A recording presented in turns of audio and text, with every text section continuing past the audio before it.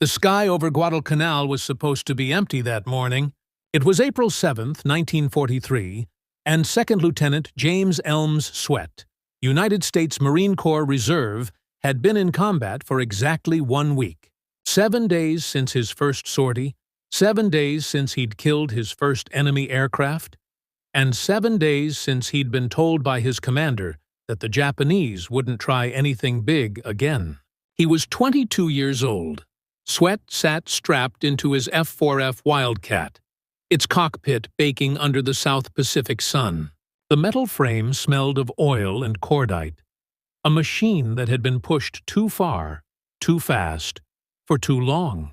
Around him, the rest of VMF 221 lounged near their planes at Henderson Field, a rough airstrip carved out of the jungle. It was quiet except for the drone of insects and the faint rumble of surf. Then the calm shattered. At 10:50 a.m., a lookout yelled the words everyone dreaded. Raid inbound. Multiple bogies. High. Bearing 080. Sweat's head snapped up. He squinted east and saw the sunlight flash off something metallic. Then another, and another, until the horizon shimmered with movement. 64 Japanese bombers and fighters were coming in fast, weaving in formation like a dark, living cloud. Zeros and vals, someone shouted. Dozens of them! Engines roared to life. Pilots sprinted across the tarmac, mechanics diving for cover as propellers spun up. Sweat's Wildcat shook under his boots as he gunned the throttle, heart hammering, eyes on the sky. This was no skirmish. This was a storm. He had 250 rounds per gun. 15 seconds of fire if he didn't miss. The odds? 1 American for every 6 Japanese aircraft. He climbed anyway. The Wildcats clawed into the sky in pairs, gray streaks rising into the blinding glare. The air shimmered with heat and smoke. Sweat's voice came over the radio, calm but tight. Blue 2 airborne. Visual contact. 60-plus bogies inbound. At 12,000 feet, he leveled off. Below him, the Japanese formation spread across the ocean like a sheet of moving steel. The bombers, Aichi D-3A Vals, were lining up for their dive on Tulagi Harbor, where Allied ships sat exposed. Above them, the Mitsubishi Zeros circled like hawks, ready to strike anything that moved. Sweat exhaled slowly. He wasn't supposed to go alone. The plan was to coordinate, hit the bombers together. But when he looked around, the other Wildcats were already tangled with Zeros, smoke trails, flashes of gunfire. No one left to stop the Vals. Hell with it, he muttered. He rolled inverted and dove straight toward the incoming wave. The first Val filled his gun sight, a silver arrow dropping toward the harbor, its rear gunner already spitting tracer fire. Sweat squeezed the trigger. The Wildcat's .650 caliber Brownings thundered. The bomber's canopy burst apart, and it dropped, spinning into the sea. He didn't even watch it hit. He rolled, fired again. Another Val broke apart mid-air. The sky turned to chaos, full of smoke and fragments. Blue 2! Tally 4! He shouted over the radio, not realizing he'd already shot down that many. Every few seconds, another Val dove past him, bombs tumbling from their bellies. The harbor below erupted in white columns of spray. Then bullets slammed into his left wing. He looked over and saw a Zero closing fast. Sweat kicked the rudder hard and rolled. Tracers ripped past his canopy. He dove for the deck, the altimeter spinning like a clock gone mad. The Zero followed, closing fast. Sweat chopped throttle and yanked back. The Wildcat lurched. The Zero overshot. Sweat squeezed the trigger. One burst, flames, then smoke. The Japanese fighter plunged into the sea. That made 5. His fuel gauge was dropping. 2 guns had jammed. He was alone. Still, he climbed again. Ahead, a second wave of Vals appeared, glittering against the sun. He went straight at them. Both sides opened fire. The air between them became a tunnel of orange and white streaks. He hit one Val in the nose. The aircraft disintegrated. Another burst set the next on fire. 7. The Wildcat shuddered, oil pressure dropping. A gunner had hit him. He fought the controls, pushing the dying plane as far as it would go. He caught another bomber in his sights, fired until the guns went silent. The Val erupted into pieces, 8. Then silence. The machine guns clicked empty. Flames crawled along his cowling. His propeller stuttered. He reached for the canopy latch and pulled. The Wildcat pitched nose up as he bailed out. The slipstream tore the breath from his lungs. His parachute opened just as his fighter plunged into the ocean. He hung there, swinging in the smoke-choked sky, watching the last of the Vals dive toward the harbor and the waves below catching fire. 8 confirmed kills. 64 enemies. 1 pilot still alive. For a long moment, he just stared at the sea, the chaos below, and the quiet above. Then he whispered to himself, almost in disbelief, "Guess I'm not done yet." The sea rose up to meet him. Wind tore at the chute, twisting it, slamming him sideways. Below, the water flashed with oil fires, black, burning patches that floated where the Vals had hit. He drifted through the smoke, tasting metal in the air. His flight gloves were slick with sweat. The Wildcat's wreck still burned somewhere below, a line of bubbles trailing up from where it sank. He hit the ocean hard. The shock drove the breath from his chest. Cold, heavy water closed over his head. For a moment, he saw nothing but green light and debris tumbling past.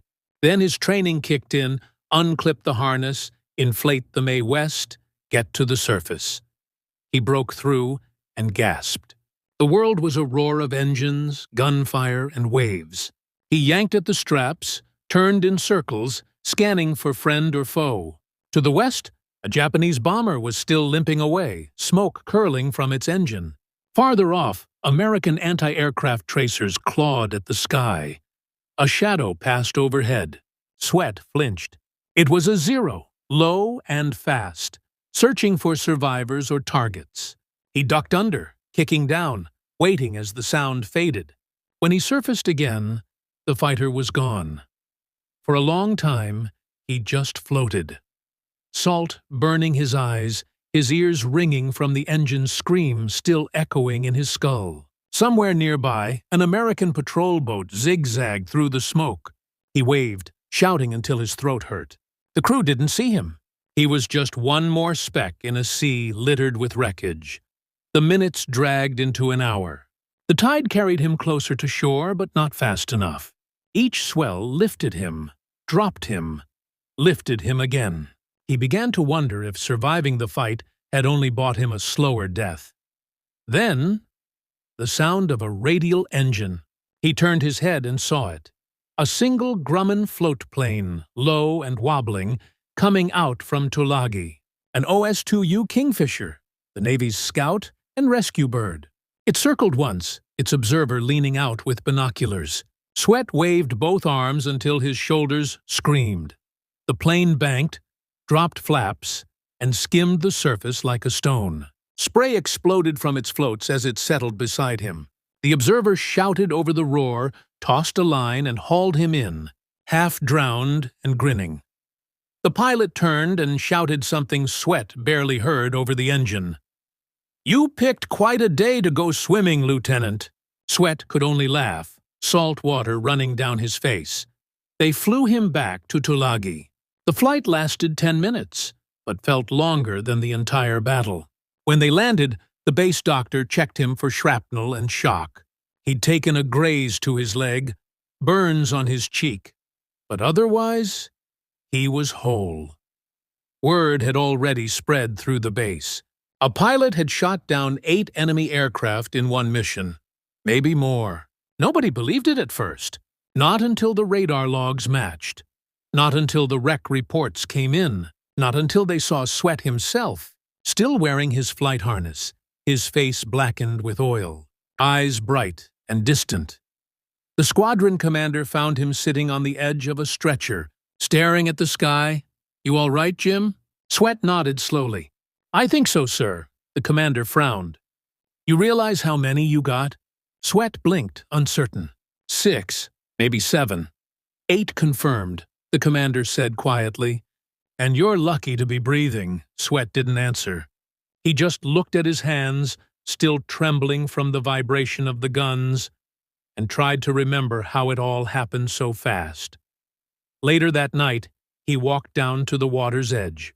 The wreckage from the fight still floated offshore. Bits of aluminum, oil slicks catching moonlight. He thought about the men who hadn't come back, the ones who'd gone down with their planes in flames. For every one he'd shot, there'd been another on his tail. 64 against a handful. He hadn't beaten them. He'd just survived them. Somewhere behind him, the jungle whispered with insects and distant laughter from the tents. He closed his eyes and listened to the surf. For the first time all day, the world was quiet. He didn't feel like a hero. He just felt alive. Morning came gray and heavy over Tulagi. The air smelled of oil and damp earth, the sounds of the base already stirring, mechanics clanging tools, cooks shouting over breakfast fires, typewriters hammering in the operations tent. Sweat sat on a folding chair outside the infirmary, still wearing his torn flight suit. His hair was stiff with salt, his hands raw from the sea. They sent for him just after sunrise. 2 Marine officers from Air Operations and a Navy intelligence man in khaki shirt sleeves led him into a makeshift briefing room. An old storage hut with maps tacked to the walls, lines of red and blue grease pencil arrows snaking across the Solomon Islands. "Lieutenant Sweat," one of them began, "we're still trying to sort out yesterday's engagement. Reports say you downed 8 enemy aircraft before being forced to bail out. Is that correct?" Sweat hesitated. He wasn't sure himself anymore. The battle was a blur of tracers, sun glare, and screaming engines. "8 confirmed, sir," he said finally. "But I don't know how many actually went down. I didn't stick around to count." The intelligence man raised an eyebrow. "You engaged an entire wave of dive bombers alone?" Sweat nodded. "My section got separated during the intercept. They were going for the convoy. Someone had to stop them." The officers exchanged glances. One of them scribbled notes on a clipboard. "Walk us through it," the senior officer said. From the first contact, Sweat exhaled and began. He described climbing through broken clouds at 10,000 feet, the formation of valves glittering in the sun, neat, disciplined lines of bombers escorted by Zeros that looked like silver knives in the light. He told them about his first dive, the lead valve bursting into flame before it even released its bomb, the sudden chaos as the formation scattered. He explained how he'd fired in short bursts to conserve ammunition, how his wingman's voice crackled over the radio once, then went silent, how every time he pulled the trigger, he half expected the guns to jam, how the sky filled with tracers until it looked like rain falling upward. By the time he reached the part where his plane took hits and the engine seized, the room had gone quiet. The officers didn't take notes anymore. They just listened. When he finished, the senior officer said nothing for a long time. Then, "You realize, Lieutenant, that's more aircraft than some entire squadrons claim in a month." Sweat shrugged faintly. "It wasn't supposed to happen that way." "Nevertheless," the officer said, "you stopped a full-scale bombing run. The convoy's intact. Not a single ship lost." He closed his notebook. "You may have saved 200 men yesterday." Sweat looked down at his hands again. "Then it was worth it." The board confirmed his kills 2 days later. 8 enemy aircraft destroyed, making him one of the youngest aces in Marine Corps history after his first combat mission. The Navy Cross followed soon after, presented on a sun-bleached airstrip before a line of mechanics and pilots still reeking of oil and sweat. He stood at attention as the citation was read. His expression didn't change. When the officer pinned the medal to his uniform, he whispered something meant only for Sweat. "You don't get many days like that, son. Make them count," Sweat nodded. "Yes, sir." But the medal didn't mean much when he went back to the tent that night and found 2 empty cots. His wingmen, the ones who'd taken off beside him that morning, had never returned. He sat there a long time, staring at their flight jackets hanging on the wall, the smell of gun oil still clinging to them. The base was quiet except for the faint hum of generators and the occasional thud of waves against the pier. Outside, the night sky shimmered with heat lightning. Sweat lay back, staring at the canvas roof, hearing again the rattle of guns, the scream of engines, the pop of exploding fuel tanks. Sleep didn't come easy. When it finally did, he dreamed he was back in the air. Alone, the sky empty, except for smoke and the memory of 8 falling planes. Years later, when the war had ended and the Solomons were only a smudge of memory on the map, Sweat rarely spoke of that day. He came home to parades, interviews, and the kind of questions he never knew how to answer. Reporters called him the kid who fought 64 planes and lived. They made it sound clean, almost cinematic. A lone Marine ace outnumbered, triumphant against impossible odds. He smiled for the photographs, shook hands, accepted the decorations. But at night, when the cameras were gone, the sound of engines still came back. The slow, droning build of enemy bombers rolling in formation, the chatter of guns, the smell of burning oil. He stayed in the Corps for a while, flying escort missions through the rest of the Pacific campaign. He survived more dogfights, saw more men vanish into the sea. He learned how fragile the line was between luck and death. Each new pilot reminded him of the ones who didn't make it back. When the war finally ended, Sweat traded the cockpit for a quiet life. He went back to California, raised a family, became a businessman. The medal sat in a drawer somewhere, the metal dulled by time and salt air. If someone asked about it, he'd shrug and say, "Just another day at work." But sometimes, on warm nights, when the wind came in from the coast and the smell of fuel drifted faintly from the airport nearby, he'd pause and look toward the horizon. He'd picture the Solomon Sea, the gray-green expanse where he'd once floated alone, the sky filled with the wreckage of a battle no one else had seen from his angle. He knew what the record said.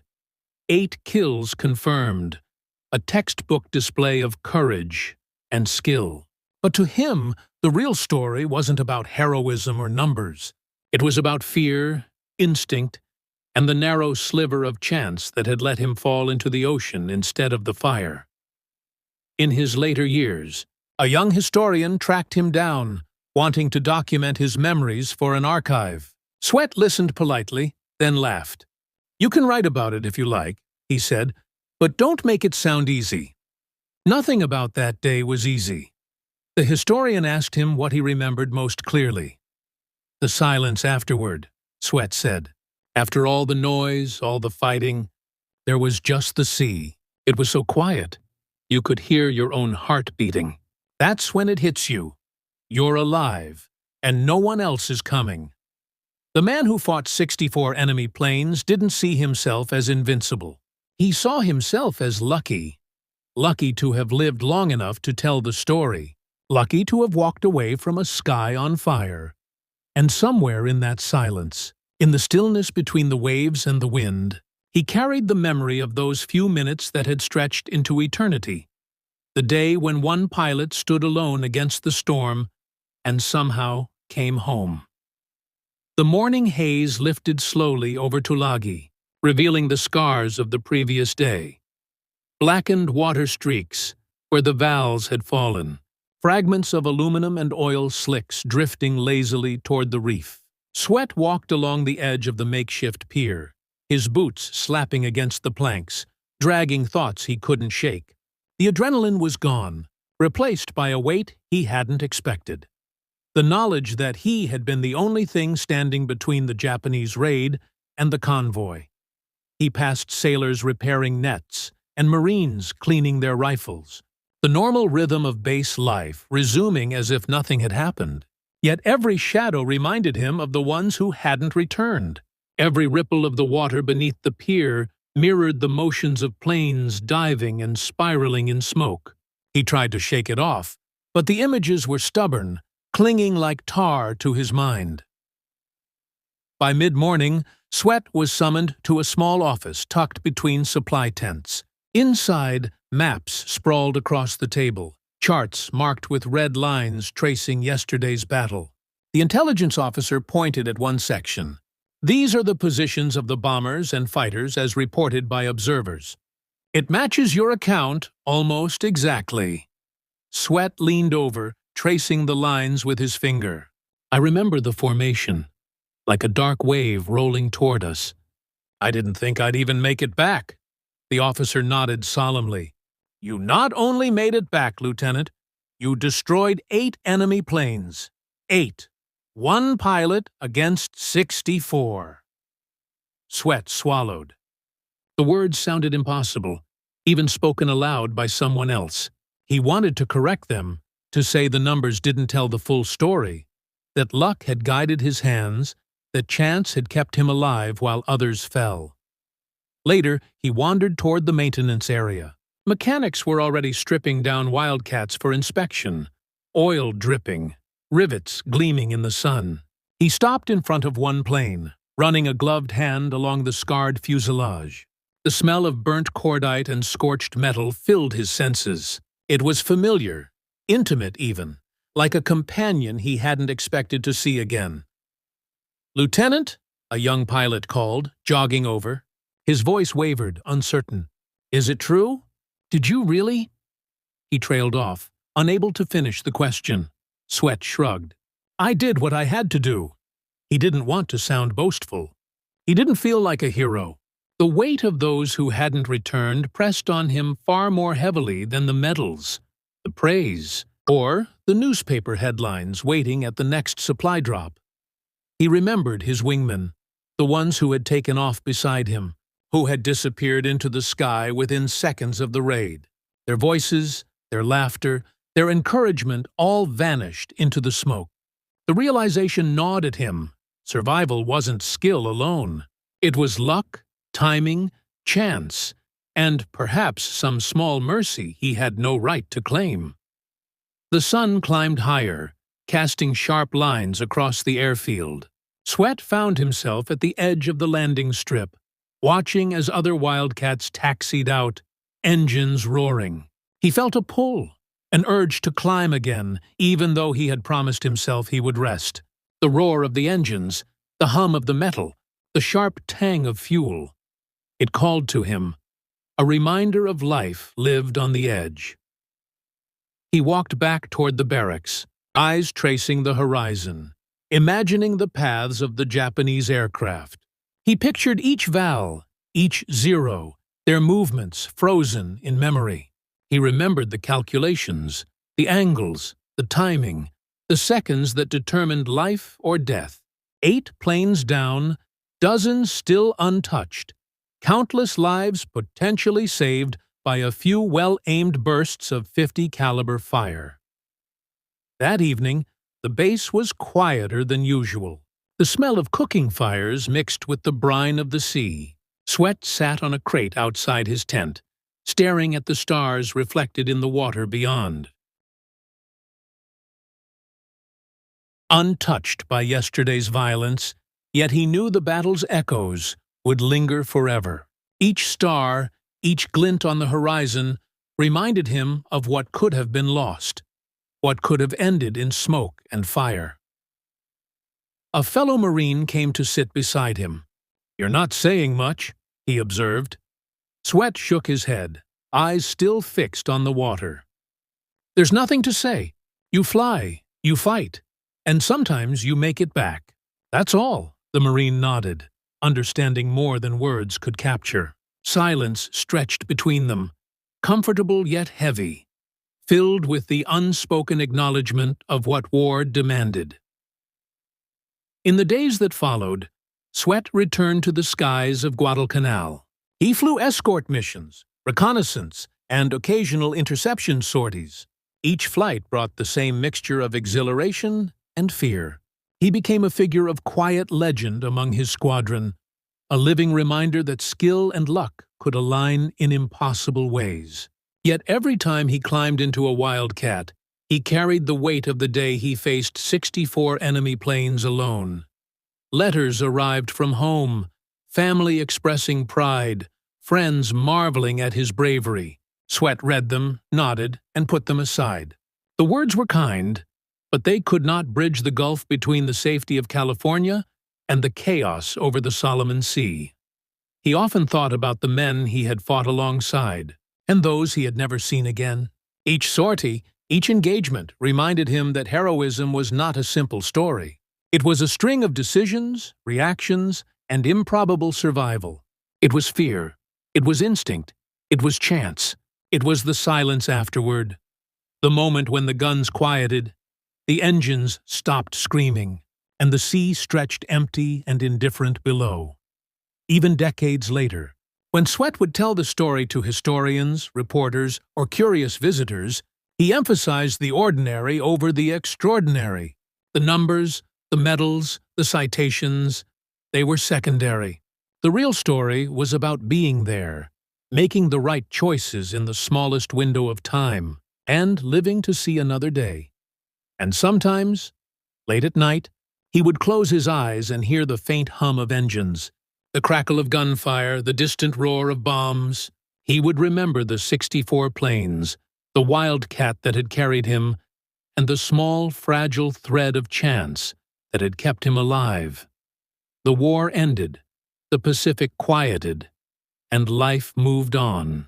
But James Elms Sweat, the young Marine who had faced impossible odds and survived, never forgot the day the sky over Guadalcanal had been filled with fire, and how he had lived to see it all.